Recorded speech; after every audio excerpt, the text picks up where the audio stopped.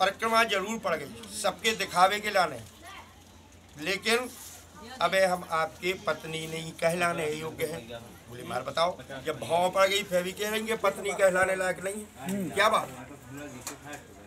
बोले महाराज ऐसा आया है कि अभी हम आपके कौन से अंग में बैठे हैं? दाहिनी अंग में। और शास्त्रों में ऐसा लिखा है कि यावत कन्या ना बामंगे तावत कन्या कुमारी का। जब तक मैं आपके बामंग नहीं आ जाऊंगी तब तक मैं कुंवारी के समान हूँ। इसीलिए मीना क्यों नहीं पहनाए जाते हैं? जब बामंग पहुंच जाती है बच्ची तभी उसको मीना पहनाए जाते हैं, क्योंकि ये पूर्णतः पत्नी कहलाने लगी। इसीलिए तो ये भगवान शंकर कहने लगे, बोले पत्नी कहलाने लगी। बोले महाराज अभी नहीं। बोले क्यों? बोले मैं आपकी अभी बामंग नहीं आई और जब मैं आपके बामंग आ जाऊंगी तो पूर्णतः पत्नी कहलाने लगी। बोले ठीक है तो आ जाओ, बामंग आ जाओ। बोले महाराज बामंग ऐसे नहीं आते। बोले फिर बामंग आवे में कौन शर्त है? बोले हाँ। बोले शर्त है? बोले हाँ। तो बोले कैसे? तो देखिए भगवान शंकर पार्वती जी से और पार्वती जी भगवान शंकर से ये वचन मांगती है।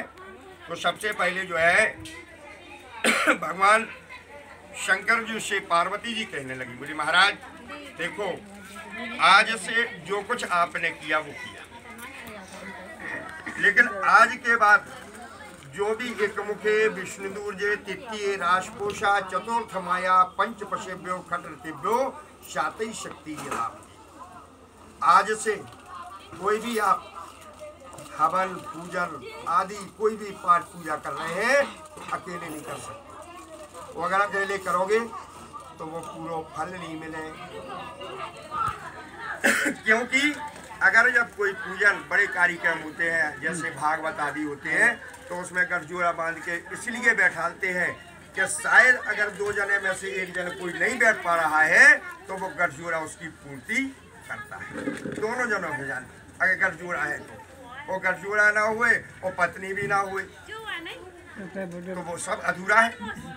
तो बोले महाराज आज से कोई भी यज्ञ आदि आप कर रहे हैं वो बिना हमारे नहीं करे, अगर आपने हमारे बिना कर दिया तो इसको आपका पूरा फल नहीं मिलेगा। बोले ठीक है ये तो हम मानते हैं, ठीक है भाई आज के बाद जो भी हवन पूजन यज्ञ करें वो तुम्हारे सहमति से करें, तुम्हारे संगे बैठा रखें। एक मुखे विष्णुदूर्जे कोई मंदिर आदि का निर्माण करवा रहे हो तो महाराज करवाने में तो कोई दिक्कत नहीं, लेकिन कई अधिकांश ऐसे आ जाते हैं कि जब जो है अपन धार्मिक काम में हाथ लगाओ अधिकांश लोग करने लगा बोले बस कुछ नहीं है, बोले खावे की जुगाड़ है, कुछ ना कुछ तो उज्जै काम छोड़े क्या फिर रहा हो आदमी तो कुछ ना कुछ उधर फायदा तो होना चाहिए। तो बोले महाराज आज से कोई भी आप मंदिर आदि का निर्माण करवा रहे हैं वो हमारी अनुमति से करवाओ। बोले ये बात ठीक है, ये करेंगे तो एक मुखे विष्णुदूर्जे तृतीय राजपोष। अगर किसी को आप पैसा दे रहे हैं या किसी से ले रहे हैं उसमें भी आप मेरी सहमति दो। बोले इसमें काय की? अरे जो तो हमें पता है कि गांव को कौन आदमी सही है कौन बेकार है। तो बोले लेन देन और तो से नहीं चलता है, हम ही से चलेगा है। बोले महाराज वो हम मान रहे हैं कि आपका लेन देन चलता है, हमसे कुछ नहीं होगा, लेकिन बोले शायद एक समय वो आ गया है कि कोई लेवे को तो नहीं लगा पतो, वो जब चुकावे को आओ तो बोले को आ दो गाँव देखत तमाशो बोले इनको ले वो दे वो चले वो तुम्हारे तक पतो नहीं। तो बोले महाराज ऐसे लेने देने से अगर शायद हमारी सलाह ले लो तो ऐसे लेवे दे से बच जाओ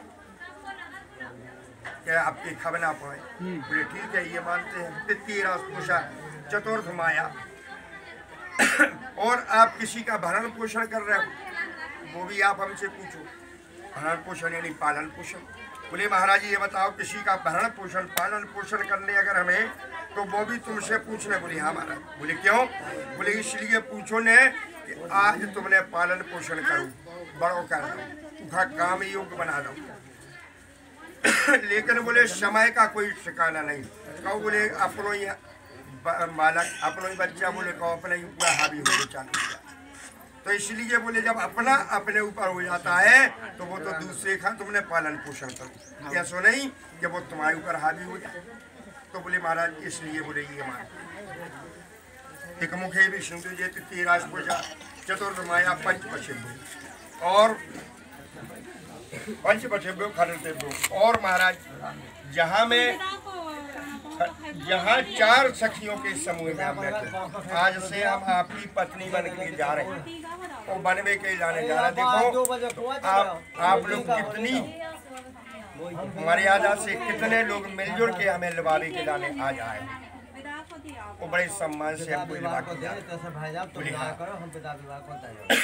तो बोले जैसे ही यहाँ से सम्मान से जा रही हो वैसे ही वहाँ भी सम्मान पूर्वक रहो। जहाँ हमारे 4 बुजुर्ग लोग गांव के बैठे हो वहाँ मर्यादा के साथ जाओ।